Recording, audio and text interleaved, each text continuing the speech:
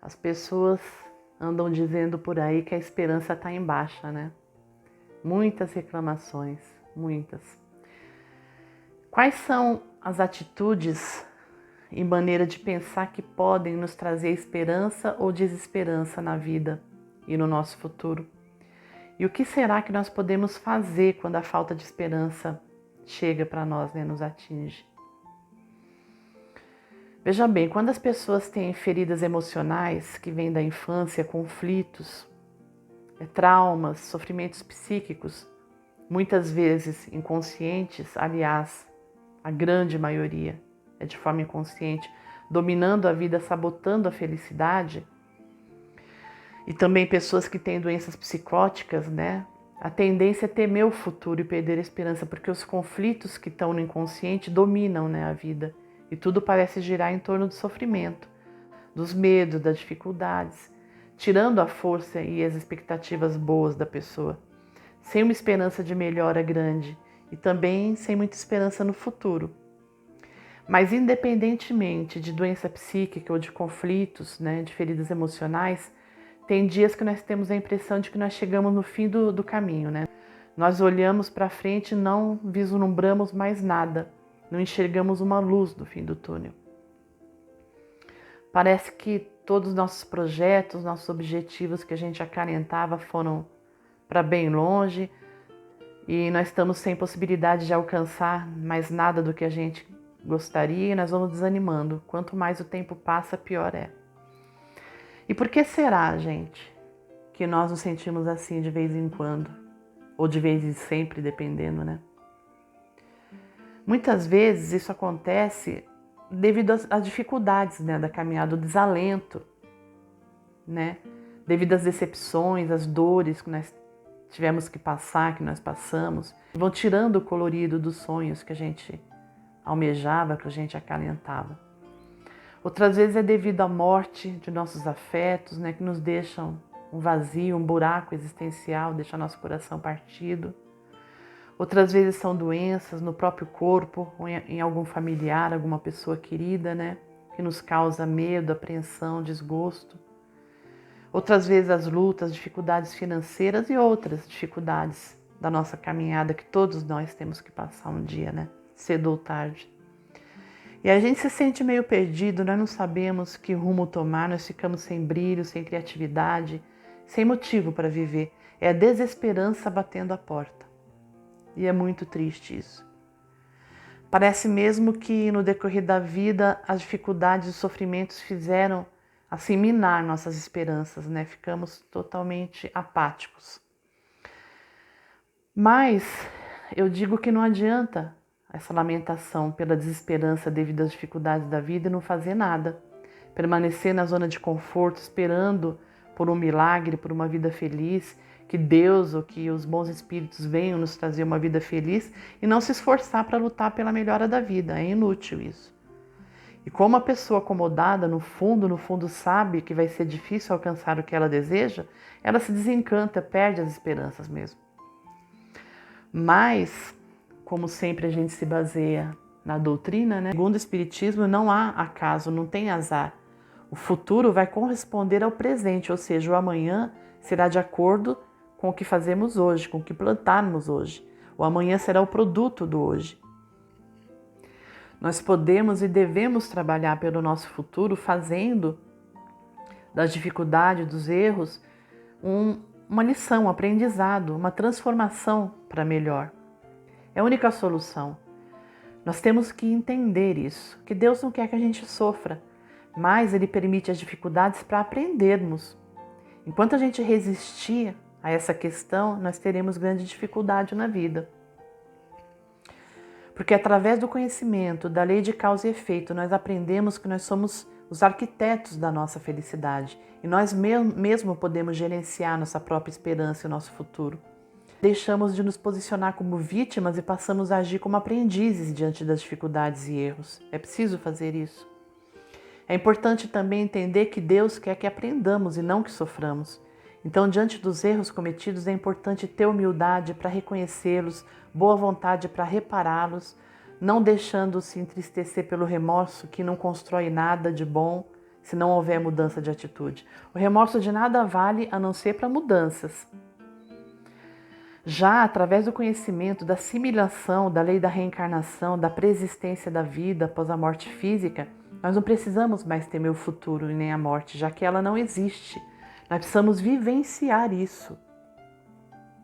Como Deus não deseja, novamente eu repito, não deseja o nosso sofrimento, Ele permite que a gente já vivencie hoje mesmo o ensaio da morte. Praticando isso todas as noites, nós fazemos isso quando nós saímos do corpo, não é? No sono, durante o sono físico, nós já vamos nos associar a regiões, espíritos que nos afinizamos, né? Então nós não precisamos temer mais a morte, uma vez que o desprendimento do perispírito no sono todas as noites já nos permite essa vivência. E é para isso que serve mesmo. O aprendizado, a compreensão das leis e a vivência das leis nos propicia a fé, que consequentemente alimenta a esperança. Esse é o segredo, a vivência das leis. Sem espiritualização, a esperança um dia vai morrer mesmo. Porque quem vive da materialidade não consegue sustentar uma situação de esperança, uma esperança boa no decorrer de toda a sua vida, não consegue. Então, hoje o que somos é o resultado do somatório do nosso passado, não é? E do nosso presente. E o futuro, consequentemente, será o resultado do que nós somos hoje. Essa é a nossa segurança. Quem eu sou hoje, o que eu faço de bom, o que eu estou plantando, ou seja, o que forma meu futuro é o resultado do que trago no passado mais o meu presente, a somatória. De modo que cada um de nós é que faz o próprio futuro. O Espiritismo nos ajuda a construir uma consciência existencial que proporciona a fé, percebe? Então, se nós agimos pelo amor e caridade, nós vamos colher um futuro de amor. Se nós agimos pelo rancor, pelo ódio, pela inveja, nós colheremos o ódio. Então, o nosso futuro está nas nossas mãos. Deus é justo e nos permite isso daí. Agora, por outro lado, nós devemos levar em conta que a tristeza e o medo que leva à desesperança pode ser o resultado dos nossos erros, né? Da falta de cuidado, quando a gente se entrega às nossas sombras, nossos defeitos, como a mentira, o egoísmo, o materialismo, a ambição, o pessimismo, né? O medo vem quando nós erramos, quando somos maldosos, egoístas nas menores, nas maiores coisas, né? Porque os erros que a gente comete dão a certeza do sofrimento no futuro. Isso está arraigado, né, na nossa mente, na nossa alma. Nós sabemos que errando a gente vai sofrer. Aí vem o medo de ter que pagar, né? E o medo vai minando cada vez mais as esperanças de sucesso, de conquista, de felicidade. Aliás, o medo vem também de vidas passadas, né? Ele fica gravado no inconsciente, sabotando a nossa felicidade. Nós mesmos sabotamos a nossa felicidade. É como se tivesse um segundo euzinho lá no inconsciente falando: não, você não pode ser feliz, você tem que sofrer, tem que pagar. Aí você sabota. Dominado pelo inconsciente, você se sabota. Mas tem uma fala da Joana de Ângeles que diz que o bem praticado hoje apaga o mal praticado no passado, entende? Então não precisamos nos martirizar, nós precisamos parar de errar. Por isso, quando nós agimos no bem hoje, nos autoajudamos a apagar o mal do passado e a combater o medo que está no inconsciente. E nós estamos como que reforçando a nossa fé. E essa compreensão na verdade, na eficácia das leis divinas, que vai nos trazer esperança, que é de acordo com o nosso esforço em fazer o bem, né? Essa atitude traz paciência, traz resignação, porque mesmo quando a gente sofre pelo passado, nós sabemos que agindo no bem hoje, nós vamos estar construindo um futuro melhor. Um hoje melhor e um futuro melhor, né? Com um proceder correto, nós sabemos que vamos ter um futuro bom, bonito, feliz. Quando a gente passa a entender as leis divinas, a aplicar esses aprendizados na nossa vida, é de repente assim como acontece com a natureza, vem como se fosse a primavera que muda toda a paisagem, né?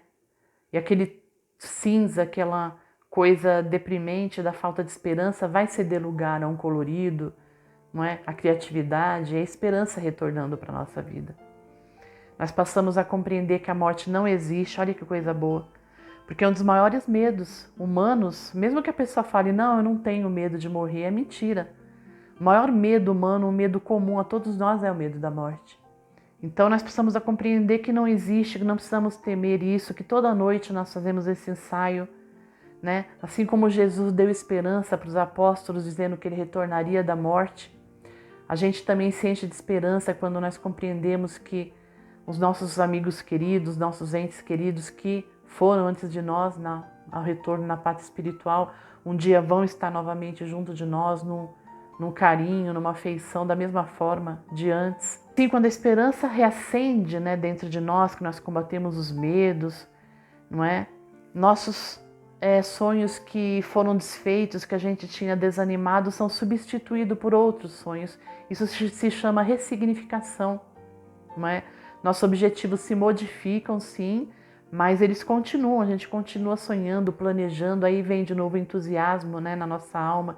Isso significa que nós aprendemos realmente a ressignificar a tristeza pelos sonhos não realizados, percebe? E Jesus nos falou da esperança no Sermão da Montanha, né? Exemplificou nas suas palavras, nas suas ações, enfim, toda a mensagem dele é de esperança. Se a desesperança nos alcançar, vamos lembrar de Jesus, dizendo: meu fardo é leve, meu jugo é suave, né? Quando ele disse isso, ele fez um convite para as pessoas oprimidas, cansadas, para tomarem sobre si o seu jugo, ou seja, para tornarem seus seguidores. Aqueles que atendem esse maravilhoso convite, não é, de Jesus, ficam felizes, encontram consolo, paz. Foi isso que ele quis dizer, Jesus, para não perdermos a esperança pelas dificuldades da vida, porque tudo passa e tudo se renova. Então, quando a gente for visitado pela tristeza, pelo desespero, vamos orar, vamos buscar lembrar o que Jesus disse, e a ajuda vai chegar certamente, nos dando alento, nos dando tranquilidade. E a esperança, ela pode ser comparada a uma luz mesmo no fim do túnel, não é? Ela brilha, oferece segurança de que além das sombras tem uma claridade ainda aguardando. Então, gente, em qualquer circunstância, por mais difícil que pareça, vamos imaginar a luz no fim do túnel, sim.